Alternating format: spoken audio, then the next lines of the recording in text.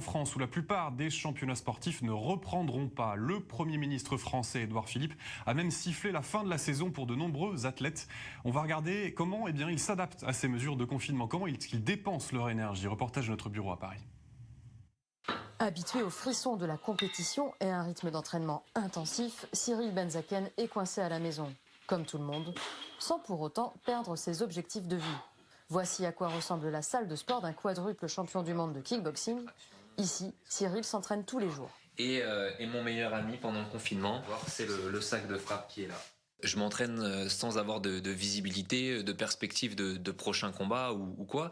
Donc c'est vraiment d'aller chercher cette motivation et je t'avoue que c'est pas facile tous les matins. Et ben du coup je me suis fait un programme où je me suis dit voilà je vais m'entraîner 2 fois par jour. Ça va être le midi matin du physique et le soir de la boxe avec mon sac de frappe sur lequel je vais travailler. Pour garder la motivation, Cyril pense à la perspective d'un combat en août, une reprise potentielle qui soulève tout un tas de questions.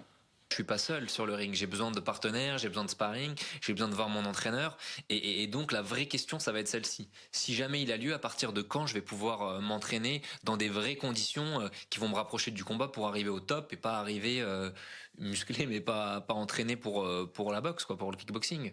Pour combattre cette sédentarité imposée, les sportifs de haut niveau n'ont pas d'autre choix que de continuer à s'entraîner. Au Stade Français, les coachs usent du système D en proposant chaque jour des exercices physiques à réaliser chez soi, gainage, pompe et abdos.